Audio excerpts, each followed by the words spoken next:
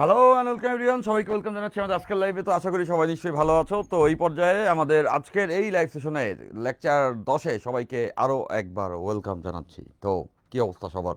আমরা ভেক্টর পড়ছিলাম, তাই না? সো ভেক্টরের 9টা ক্লাস আমরা করেছি, আজকে 10 নম্বর ক্লাসে আরও একবার ওয়ালাইকুম আসসালাম। সিয়াম, আমি ভালো আছি আলহামদুলিল্লাহ, তুমি কেমন আছো? স্যার ভালো আছেন? আমি ভালো আছি আলহামদুলিল্লাহ। আমি ভালো থাকি বরাবরের মতো, আমি এখনও ভালো আছি। তোমরা কেমন আছো একটু জানিয়ে দিতে পারো? ভালো আছি, ভালো আছি, এখন বেশি ভালো আছি, এখন অনেক ভালো আছি। আর্জেন্টিনার ওয়ার্ল্ড কাপ শেষ, এখন বেশি ভালো আছি। এখন আর রাত জেগে খেলা দেখতে হয় না।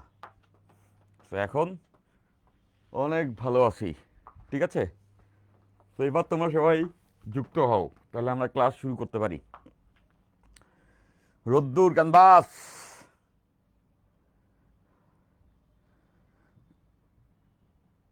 রোদ্দুর ক্যানভাস ভাই, আপনি তো শব্দ নাম করাই দেবেন, তাহলে কি আমি চোখ বুঝে তপন স্যারের বইটি কিনবো? হ্যাঁ, তপন স্যারের বইটি কিনবা, তপন স্যারের বইটিই কিনতে আমি প্রথমে বলছিলাম। তপন স্যারের বইটিই কিনবা, তোমরা তপন স্যারের বইটাই কিনবা, ঠিক আছে? আচ্ছা, ওয়ালাইকুম আসসালাম। এই তো এই কই কই কই ক্লাস শুরু হয়ে গেছে। সবাই সবাই বন্ধু বান্ধবদেরকে মেনশন টেনশন করো, আমরা ক্লাস শুরু করব, ঠিক আছে? সালাম, ওয়ালাইকুম আসসালাম। রাজদীপ রয়, ফাইন। ওয়ালাইকুম আসসালাম, আমি ভালো আছি আলহামদুলিল্লাহ। আজকে ক্লাসে উপস্থিতি একদম কম, আজকে ক্লাসে উপস্থিতি একদম কম, কোনো ধরনের টেকনিক্যাল জটিলতা কিনা জানি না। সো আমরা ক্লাস শুরু করতে চাই। তো 1-2 মিনিট টাইম আমি নিচ্ছি, এর ভিতরে তোমরা যুক্ত হবে। যদি তোমরা সবাই এর ভিতরে যুক্ত না হও, যে কজন আছো ওই কজনকে নিয়ে আমরা ক্লাস কন্টিনিউ করব, ঠিক আছে? ফাইন, ওকে। কই কই কই কই কই,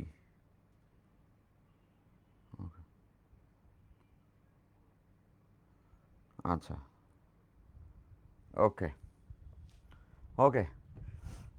ওয়ালাইকুম আসসালাম, ওয়ালাইকুম আসসালাম। তো ধীরে ধীরে তোমাদের ক্লাসের উপস্থিতি কিন্তু কমে যাচ্ছে, তাই না? তোমাদের ক্লাসের উপস্থিতি কমে গেলে হচ্ছে গিয়ে এটা তোমাদের জন্য ভালো না আর কি, যাই করো এবার। তো আমরা এর আগে 9টা ক্লাস করছিলাম এবং লাস্ট ক্লাসে আমরা পড়ছি আয়তকক ভেক্টরের মাধ্যমে একটা ভেক্টরকে কেমনে করে রিপ্রেজেন্ট করতে হয়। সাদিক হাসান স্যার, শুধুমাত্র আপনার ক্লাস করছি, এখন পর্যন্ত কোনো ক্লাস প্র্যাকটিস করিনি, সমস্যা হবে? না, সমস্যা নেই, করো। তোমাদের সত্যি কথা বলতে কি, তোমাদের কেবলই হচ্ছে গিয়ে পড়ালেখা শুরু হচ্ছে এই, আমি সত্য কথা একদম মুখের উপর বলে দিই, এইটাই এটাই। সো কলেজের রেজাল্ট টেজাল্ট দেয় নাই, কলেজের রেজাল্ট মানে কি, তোমাদের এইচএসসি রেজাল্ট এসএসসি রেজাল্টই দেয় নাই, কী পড়ালেখা করবা? এসএসসি রেজাল্ট দিক, রেজাল্ট দেওয়ার পরে আস্তে আস্তে করে কলেজের ভর্তি প্রিপারেশন, তারপরে হচ্ছে গিয়ে পড়বা। আমি তোমাদের জায়গায় থাকতে এই অবস্থায় কিছু পড়ি নি, বই খাতা ধরিই নি, মানে নিজে পড়ি নেই। কলেজের মানে কি বলে, এসএসসি রেজাল্ট দিছে, তারপরে কলেজ ভর্তির জন্য যে পড়তে হয় ওইটাও পড়িনি, তাই না? তো কলেজে চান্স পাওয়ার পরে পড়ালেখা শুরু করছিলাম। তো আমি যদি এই কাজ করি তাহলে আমি তোমাকে আসলে তার থেকে বেশি জ্ঞান দিতে যাব না। এতটুকু স্পেস, ব্রেদিং স্পেস সবার থাকে, তো এটা তোমরা পেতেই পারো। এটার জন্য তোমাকে আকুতি মিনতি করতে হবে না, ইউ ডিজার্ভ ইট। তো আমরা যে ফিজিক্সটা পড়তেছি, আমি যে ফিজিক্সের এই চ্যাপ্টারটা শেষ করাই দিচ্ছি, সেটাও কিন্তু খুব রিল্যাক্সলি করে দিচ্ছি।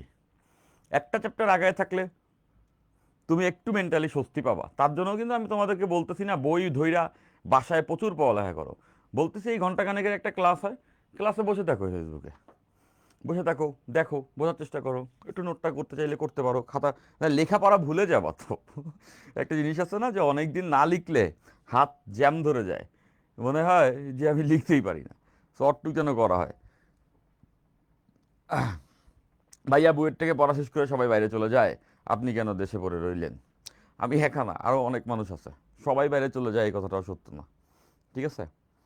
তো এইভাবে করেই ধরে নাও আপাতত।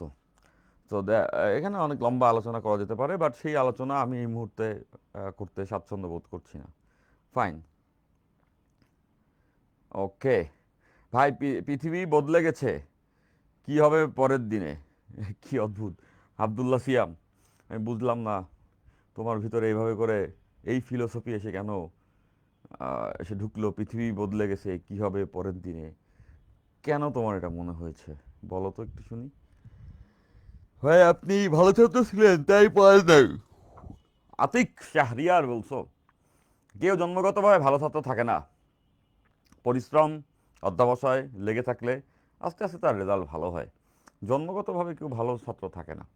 সো তুমি যেটা বলছো সেই কথাটা আমি মিসরিডও করতে চাই না। 9-10 পর্যন্ত আমি অনেক পড়ে রাখছিলাম, যেটা জন্য এই এসএসসি পরীক্ষার 1-1.5 মাসের ছুটিকে আমি এনজয় করেছি, অস্বীকার করি নাই সেটা। তবে আবার এইচএসসি লাইফ যখন আসছে তখন আমি পড়ি নাই, একদম কুল ঘুরে বেড়াইছি আর এমনি সব হয়েছে, সেটাও আমি বলতে চাবো না, সেটাও আসলে করি নাই। সেক্ষেত্রে তখন প্রচুর পড়ালেখা করছি। তো তোমাদেরকে এটা বলতে পারি যে এই মুহূর্তে তুমি একটু রিল্যাক্স থাকতে পারো, তার মানে এই না যে তোমার যখন কলেজ শুরু হয়ে যাবে তারপরেও তুমি রিল্যাক্স থাকবা। তখন তোমাকে অনেক পরিশ্রম করতে হবে। তুমি যদি পরিশ্রম করতে নাও চাও, তাও তোমার সিলেবাস, তাও তোমার এইচএসসির সিচুয়েশন তোমাকে পরিশ্রম করাবে। আর্জেন্টিনা হারের জন্য বলছো আব্দুল্লাহ সিয়াম যে পৃথিবী বদলে গেছে, কি হবে পরের দিনে? আর্জেন্টিনা হার নিয়ে আলোচনা হয়ে গেছে। আর্জেন্টিনা হারছে, ভালো হয়েছে। আমি আর্জেন্টিনা সাপোর্টার, হারছে ভালো হয়েছে। এবং এখন অনেক কনস্পিরেসি আলোচনা হচ্ছে। কনস্পিরেসি থিওরি নিয়ে আলোচনা করতে আমার ভালো লাগে না। সো অনেক কনস্পিরেসি আসছে, যে কনস্পিরেসি আসছে এরকম যে এই সেই হ্যান ত্যান, ওগুলো নিয়ে কথা বলবো না। যে আর্জেন্টিনার উপরে প্রেশার ছিল, এই ছিল ছিল, থাকতে পারে ভাই। ফিফা অনেক দুর্নীতিগ্রস্ত একটা হচ্ছে গিয়া প্রতিষ্ঠান। এরা আর্জেন্টিনার জন্যও দুর্নীতি করছে, আবার আর্জেন্টিনার বিরুদ্ধেও দুর্নীতি করতে পারে। এরা এরা কোনো কোনো দলের জার্সির জন্য না, এরা কোনো দলের জন্য না। যেই দিকে মানি সেই দিকে ফিফা আছে, যেই দিকে ফিফা লাভ ওই দিকে ফিফা আছে। সো এখন আসলে ফুটবল খেলাটা মন দিয়ে দেখতাম বা ফুটবল খেলাটা ভালো লাগা থেকে দেখতাম, ওইটাও এখন ভালো থাকবে না। যে কোনো জিনিসের মধ্যে যখন আসলে টাকা ঢুকে যায় তখন সেই জিনিসটা আর ভালো থাকে না, খারাপ হয়ে যায়। তো ওই একই কাহিনী আর কি, বুঝছো? ফুটবল খেলাটাও গেছে এবং আর ভালো লাগে না। আর্জেন্টিনার জন্য অনেক অনেক দুর্নীতি ফিফা করছে, আবার আর্জেন্টিনার এগেনস্টে যাওয়া যদি করে তাতে অবাক হবার কিছু নাই। তো এটাই দুনিয়া আর কি। তুমি যত বড় হবে তত তুমি বুঝতে পারবে যে এরকমই হয় দুনিয়াতে। ঠিক আছে? সো নিজের ইমান ধরে রাখা, নিজের ভালো পথে থাকা, নিজের সুস্থ থাকা, দ্যাটস দ্য থিং। ঠিক আছে? আর্জেন্টিনা হারার কথা না স্যার, হ্যাঁ জানি আর্জেন্টিনা হারার কথা না। আর্জেন্টিনা 120 মিনিট খেলায় একটাও অন টার্গেটে শট মারে নাই, একটাও গোল হওয়া তো পরের কথা, ওয়ান টার্গেটে শট মানে একটাও অ্যাটেম্প নিতে পারে নাই। এইটা আমি মানতে পারি না। দ্যাটস আ পিওর কনস্পিরেসি যে যেখানে 21 থেকে 22টা না, 26টা 24টা মনে হয় স্পেন শট মারছে, আর্জেন্টিনা একটাও টার্গেট তো রাখো অ্যাটেম্প্ট নিতে পারলো না 120 মিনিটের খেলায়। এটা মেনে না যায় না। 5টা হইলেও তো আসলে আর্জেন্টিনার অর্ধেকের শট থাকার কথা ছিল। যাই না কি ভাই, অদ্ভুত অদ্ভুত। এর মধ্যে একবার ওই মেসি ওয়ার্ল্ড কাপ পাইছে, ওই ওই অনেক বেশি ভাই, আর লাগবে না ভাই। তপন স্যারের বইয়ে কি অনেক অঙ্ক আছে? রোদ্দুর ক্যাম্পাস বলছো অনেক অঙ্ক লাগে না। তপন স্যারের বইয়ে যে অঙ্ক আছে ওই অঙ্ক করে তুমি শেষ করো। এই রোদ্দুর ক্যানভাসের অনেক ফাস্টিডিওস অবস্থা, কুতকুতে স্বভাব। একবার বলে স্যার এই স্যারের বই ভালো, একবার বলে এই স্যারের বই কি আমি কিনবো। আরে ভাই, তপন স্যারের বই পড়ে যুগে যুগে বহুত মানুষে বুয়েটিয়ান ফিজিক্সে অনেক ভালো জ্ঞান ট্যান এগুলো সব অর্জন করছে। তুমি এখন আইসে হঠাৎ করে এত বেশি ফাস্টিডিওস হয়েও না। তপন স্যারের বইকে নিয়ে কোশ্চেন করাটা আসে না। মানে ওর থেকে হাজার গুণে ভালো বই হইতে পারে, ওর থেকে হাজার গুণে বেশি অঙ্ক থাকা বই থাকতে পারে, অনেক কিছুই হইতে পারে। বা তপন স্যারের বই, তপন স্যারের বই ওইটা একটি স্ট্যান্ডার্ড বই ফিজিক্স বোঝার জন্য। ঠিক আছে, ফাইন, ওকে। একদম স্যার শুরু করেন, সব বাদ দেন, একদম সব বাদ দিয়ে দিব। শুরুই তো করছি, অলরেডি তো শুরু করে ফেলছি। ওকে, তো এবার আসো। স্যার আপনার বয়স কত? জাওয়াদ হোসেন। এই কোশ্চেন এখন এটাই বাকি ছিল যে স্যারের বয়স কত, এটা একটু জানা দরকার, তাই না? এখন দরকার যে স্যারের বয়সটা কত এটা জানা। আমার বয়স ভাই বেশি না, আমি ইয়ং, কোয়াইট ইয়ং, ওই খুব কম আমার বয়স। খুশি? এবার আসো, আসো, মারবো হাবিবুল্লাহ, এবার আসো, আসো। ওকে, সো আমরা ভেক্টর পড়ছিলাম, আমরা ভেক্টর পড়ছিলাম এবং ভেক্টরে আমরা লাস্টের দিন আয়তএকক ভেক্টরের মাধ্যমে ভেক্টরের রিপ্রেজেন্টেশন আমরা দেখছি। ভেক্টরের রিপ্রেজেন্টেশন আমরা দেখেছিলাম, তাই না? তাহলে এবার চলো আমরা আরও কয়েকটা থিওরি আজকে দেখব। আজকে আমরা যেটা প্রথমে দেখব, এগুলা বইয়ে ডিরেক্টলি নাই, বাট অঙ্কের ভিতরে এগুলো কাজে লাগবে। দুটি বিন্দুর সংযোজক ভেক্টর নির্ণয় করা।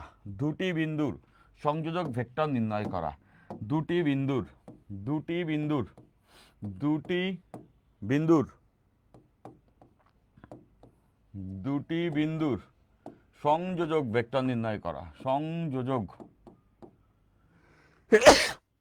আলহামদুলিল্লাহ, দুটি বিন্দুর সংযোজক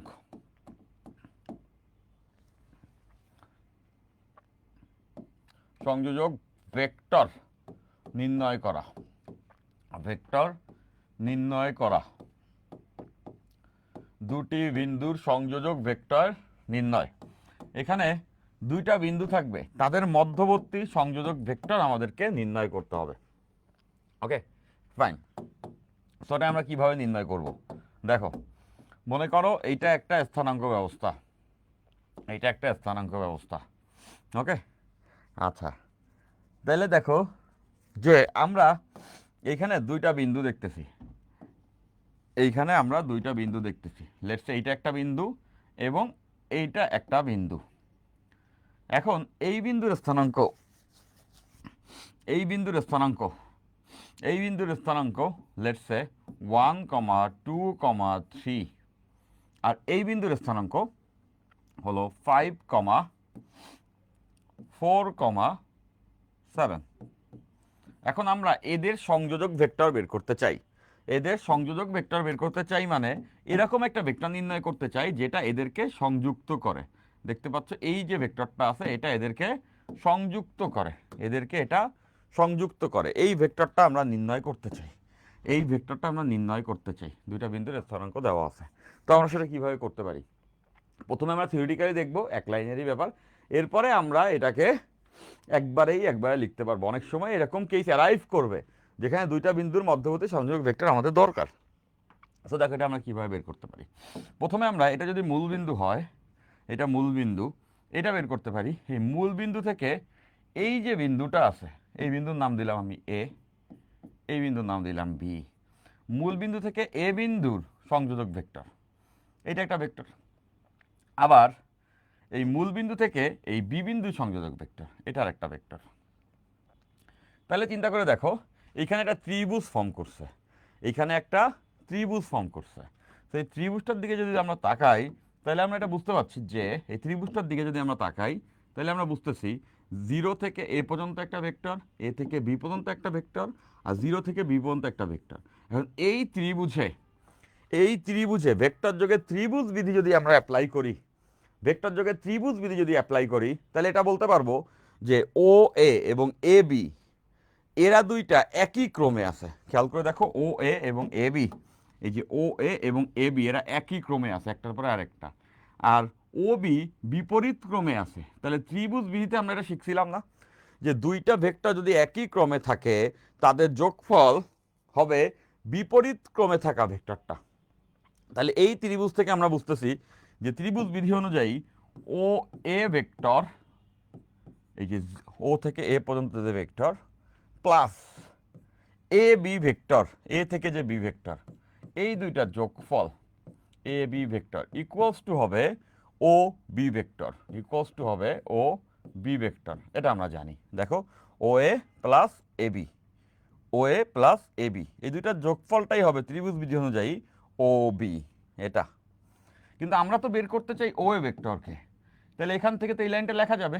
আমরা তো ভেক্টর বের করতে চাই এ বি ভেক্টরকে, এই দুইটার কানেক্টিং ভেক্টর। তাহলে এভাবে লেখা যাবে না? দেখো তো, A B vector equals to O B vector minus O A vector. তার মানে আমরা বুঝতে পারছি এই দুইটা ভেক্টরের এইটা জাস্ট এই পাশে বিয়োগ আকারে চলে আসছে। তাহলে এখান থেকে স্পষ্টত যে এই দুইটা ভেক্টরের বিয়োগফলই হচ্ছে গিয়া এ বি ভেক্টর। এই দুইটা ভেক্টরের বিয়োগফলই হচ্ছে গিয়া এ বি ভেক্টর। এই দুইটা ভেক্টরের বিয়োগফলই হচ্ছে গিয়া এ বি ভেক্টর। ও বি মাইনাস ও এ, ও বি মাইনাস ও এ। ওকে, ফাইন। তাহলে এখন ও বি আর ও এ ভেক্টরটা আমাদের বের করা দরকার।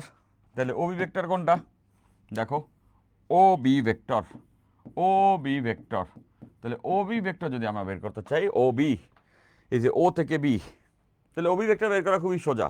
এই বিন্দু তো 0 0 0 মূল বিন্দু, স্থানাঙ্ক 0 0 0, তাহলে এই বিন্দুটা ও বি ভেক্টর, এটা হবে সিম্পলি, দেখো এক্স এর অংশ হবে 5, যেহেতু 0 থেকে এই পর্যন্ত গেছে, তার মানে এক্স এর অংশ 5, ওয়াই এর অংশ 4, আর জেড এর অংশ 7। আমরা লাস্টের দিন এটা দেখেছি। দ্যাট মিনস আমরা লিখতে পারবো 5 I cap plus 4 J cap plus 7 K cap, তো গেল ও বি ভেক্টর। এরপরে ও এ ভেক্টর, ও এ ভেক্টরটাও বের করা আমাদের জন্য সোজা, দেখো মূল বিন্দু থেকে এ বিন্দুতে গেছে, তাহলে এই ভেক্টরটা কত হবে, এই যে এটা হচ্ছে এক্স এর অংশ 1, 2 হচ্ছে ওয়াই এর অংশ, 3 হচ্ছে জেড এর অংশ, মানে I cap plus 2 J cap plus 3 K cap, তাহলে I cap plus 2 J cap plus 3 K cap. এবার দেখো এই দুইটার যে বিয়োগফল, এবার এই দুইটার যে বিয়োগফল, এই দুইটার বিয়োগফলই হচ্ছে গিয়া এ বি ভেক্টর, যেটা আমরা নির্ণয় করতে চাই। তাহলে এই দুইটা তো আমরা এখানে বসাই দিতে পারি। তাহলে দেখো এ বি, দুইটা বিন্দুর সংযোজক ভেক্টর আমরা বের করতে পারবো। তাহলে এ বি কষ্ট কত হবে, আমরা ও বি অলরেডি বের করছি, 5 I cap plus 4 J cap plus 7 K cap, এই ভেক্টর থেকে বিয়োগ করতে হবে I cap plus 2 J cap plus 3 K cap. তো দেখো এখন বিয়োগটা আমরা খুব সহজে করতে পারবো। এখন আমরা বিয়োগটা করতে পারবো এ বি ইকুয়ালস টু 5 থেকে 1 বিয়োগ যাবে, দেখো এই বিয়োগটা তো করা যাচ্ছে, 5 আই ক্যাপ থেকে একটা আই ক্যাপ বিয়োগ, তাহলে থাকবে হচ্ছে 4 আই ক্যাপ। এরপরে দেখো এই যে 4 জে ক্যাপ থেকে 2টা জে ক্যাপ বিয়োগ, মানে 2 জে ক্যাপ। এরপর 7 কে ক্যাপ থেকে 3 কে ক্যাপ বিয়োগ, মানে 4 কে ক্যাপ। তাহলে দেখো আমরা এ বি ভেক্টর পেয়ে গেছি, আমরা এ বি ভেক্টর নির্ণয় করতে পারছি, আমরা এ বি ভেক্টরটাকে নির্ণয় করে ফেলছি, যেটা হচ্ছে দুইটা বিন্দু সংযোগকারী ভেক্টর। খুব সহজ তাই না, দুইটা বিন্দু সংযোগকারী ভেক্টর খুব সহজে আমরা বের করে ফেলতে পারছি। এখন এইটা আমরা থিওরিটিক্যালি দেখলাম কেন এরকম হবে, বাট এটা বের করা কিন্তু কোয়াইট সিম্পল ছিল। দেখো আমরা এভাবে চিন্তা করতে পারি, যে বিন্দু থেকে যে বিন্দুতে যাবে, এই রোদ্দুর ক্যাম্পাস বলছো ভাইয়া ইন্টারনেটের সমস্যার কারণে বুঝতে পারছি না, আবার বোঝান। না আবার বুঝাবো না, ইন্টারনেটের সমস্যার কারণে যে তুমি বুঝতে পারো না, তো সেইটা আবার যে বুঝাইতে বলছো রোদ্দুর ক্যাম্পাস, আমি সেটা এখন করব না। কেন করব না, কারণ হচ্ছে এভাবে করে যদি ইন্টারনেটের সমস্যার কারণে আমি বারবার বুঝাইতে থাকি, যদি হয়তো এই পাশ থেকে সমস্যা, তাহলে এক কথা, তাহলে তো আমি সারাদিনই একই টপিক বারবার বলতে থাকবো। রোদ্দুর ক্যাম্পাস তুমি যেটা করবা, এই ক্লাস যখন শেষ হবে তখন এইখান থেকে তুমি আবার 10 বার দেখবা, ঠিক আছে ভাইয়া? আচ্ছা ওকে ফাইন। তো এখন এটাকে আমরা খুব সহজ করতে পারি। কীভাবে সহজ করতে পারি, দেখো এই লাইনটা যখন আসছে তখন এখান থেকে আমি এটা বলতে পারবো, সেটা হলো যে 5 4 7 এই বিন্দু থেকে 1 2 3 এই বিন্দু বিয়োগ করে দিব, 5 4 7 5 4 7 এই বিন্দু থেকে 1 2 3 এই বিন্দু বিয়োগ করে দিলেই কিন্তু আমরা আসলে এই ভেক্টর পেয়ে যাইতেছি। খেয়াল করে দেখো, এইটা থিওরিটিক্যালি আমরা দেখেছি, বাট 5 4 7 থেকে 1 2 3 যদি আমি বিয়োগ করে দেই, তাইলেই কিন্তু আমি এই ভেক্টর পেয়ে যাচ্ছি, একবারেই বের করা যাবে। সো আমরা পরবর্তীতে যখন আসলে অঙ্কের মাঝে এই কাজটা করব, তখন ডিরেক্টলি আমরা এই কাজটি করে ফেলবো। যেমন দেখো এ থেকে বি বিন্দুর ভেক্টর, এ থেকে বি বিন্দুর ভেক্টর, তো দেখো 5 থেকে 1 বিয়োগ করবো, তাহলে থাকবে কত, 4, তাহলে 4 আই ক্যাপ। এরপর দেখো 4 থেকে 2 বিয়োগ করবো, মানে থাকবে 2, মানে 2 জে ক্যাপ। এবার 7 থেকে 3 বিয়োগ করবো, তাহলে থাকবে 4, তাহলে 4 কে ক্যাপ। এই তো হয়ে গেল, দেখো ওইটাই আসছে। তাহলে আমরা থিওরিটিক্যালি দেখছি কেন বিয়োগ করতে হয়, ওখান থেকে দেখছি। আর ফাইনালি আমরা যখন ক্যালকুলেশন করব, এভাবে করে ফেলবো, দুইটা বিন্দু সংযোজক ভেক্টর আমরা এভাবে করে নির্ণয় করে ফেলতে পারবো। মৌ রয় বলছো 0 0 0 0 কেন হয়, আরে এটা তো মূল বিন্দু মৌ, এটা তো মূল বিন্দু, মূল বিন্দুর স্থানাঙ্ক কত হয়, 0 0 0 0 0, এক্স এর মান 0, ওয়াই এর মান 0, জেড এর মান 0, বুঝছো? ওকে ওকে স্যার, তিনটা বিন্দু কিভাবে হলো, কজ এক্স ওয়াই জেড তিনটা স্থানাঙ্ক, তাই তোমরা এর আগে পড়েছো এক্স অক্ষ এবং ওয়াই অক্ষ, যেখানে ছিল দুইটা স্থানাঙ্ক, এজন্য ওখানে শুধুমাত্র 0 0 হইতো। এখানে তো এক্স ওয়াই জেড আমি আঁকছি এখানে দুইটা, কিন্তু অ্যাকচুয়ালি আরেকটা ভিতরে বোর্ডের দিকে, এই যে ভিতরের দিকে, এইভাবে চিন্তা করো, আরেকটা বোর্ডের ভিতরের দিকে, ভিতরের দিকে এইভাবে, তাহলে তুমি এই পাশে একটা ডট দেখবা, তাই বুঝছি? ফাইন, আই গেস সবাই বুঝে ফেলছো। তো এটা গেল। তো এইভাবে করে যদি আমাদের আসে যে দুইটা বিন্দু দেওয়া আছে, এদের সংযোগকারী ভেক্টর নির্ণয় করো, সংযোগকারী ভেক্টর নির্ণয় করো। লেটসে আমরা একটা অঙ্ক করি, তাহলে খুব সহজে আমরা এটা বুঝে যাব। লেটসে এটা একটা ত্রিভুজ, এটা একটা ত্রিভুজ, এটা একটা ত্রিভুজ। এই বিন্দুর স্থানাঙ্ক 1 1 1, এই বিন্দুর স্থানাঙ্ক 2 5 6, এই বিন্দুর স্থানাঙ্ক 7 -2 4। ওকে, এটা একটা ত্রিভুজ। এখন বলল ত্রিভুজটির বাহু ভেক্টরগুলো নির্ণয় করো। আমাদেরকে বলেছে ত্রিভুজটির বাহু ভেক্টরগুলো নির্ণয় করো। ত্রিভুজটির ত্রিভুজটির ত্রিভুজটির বাহু ভেক্টর নির্ণয় করো। ত্রিভুজটির বাহু ভেক্টর নির্ণয় করো। ত্রিভুজটির বাহু ভেক্টর নির্ণয় করো। ত্রিভুজটির বাহু ভেক্টর নির্ণয় করো। ওকে, এখন এই যে ত্রিভুজ আছে, এই যে ত্রিভুজের বাহু ভেক্টর নির্ণয় করতে হবে। তাহলে দেখো, আমরা প্রথমে এইটা নির্ণয় করব। বাহু ভেক্টর নির্ণয় করতে বলছে, তাহলে এইটা একটা ভেক্টর, দেখো এইটা একটা ভেক্টর, এইটা একটা ভেক্টর, এইটা আর একটা ভেক্টর, এবং এইটা আর একটা ভেক্টর। দেখো এইটাকে আমরা বললাম এ ভেক্টর, এইটাকে আমরা বললাম বি ভেক্টর, আর এটাকে আমরা বললাম সি ভেক্টর। তাহলে প্রথমে আমরা এ ভেক্টর নির্ণয় করব। তাহলে এ ভেক্টর দেখতে পাচ্ছ এই বিন্দু থেকে এই বিন্দুতে, এই বিন্দু থেকে এই বিন্দুতে। তাহলে যে বিন্দুর দিকে এইটা থেকে এই বিন্দু বিয়োগ করব, তাহলে 2 থেকে 1 বিয়োগ, তাহলে এ ভেক্টর বের করতেছি। দেখো এ ভেক্টর,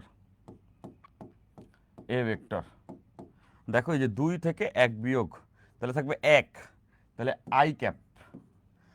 5 থেকে 1 বিয়োগ মানে 4, মানে 4 জে ক্যাপ।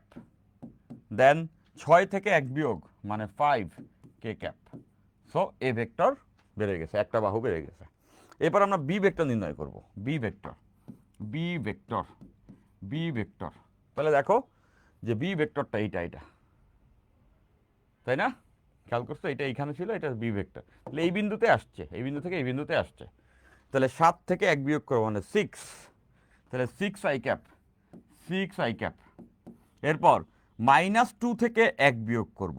-2 থেকে 1 বিয়োগ করা মানে -3, তাহলে এখানে হয়ে যাবে -3, -3 জে ক্যাপ, -3 জে ক্যাপ। এখানে 4 থেকে 1 বিয়োগ করব মানে +3, 3 কে ক্যাপ। দুইটা হয়ে গেছে। এবার আমরা সি ভেক্টর নির্ণয় করব। সি ভেক্টর, সি ভেক্টর হচ্ছে এই বিন্দু থেকে এই বিন্দুর দিকে, সি ভেক্টর হচ্ছে এই বিন্দু থেকে এই বিন্দুর দিকে।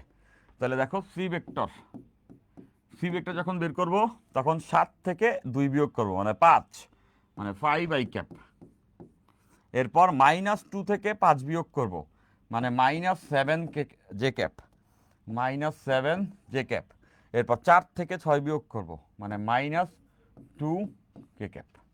তাহলে দেখো আমরা এখানে 3টা ভেক্টর পেয়ে গেছি। আমরা এখানে ত্রিভুজের 3টা বাহু ভেক্টর বের করতে পারছি। সেভাবে করে অনেক সময় আমাদের দরকার পড়বে এটা। কিছুক্ষণ পরে আমরা আরও কিছু কেস দেখবো, তখন এগুলো দরকার পড়বে।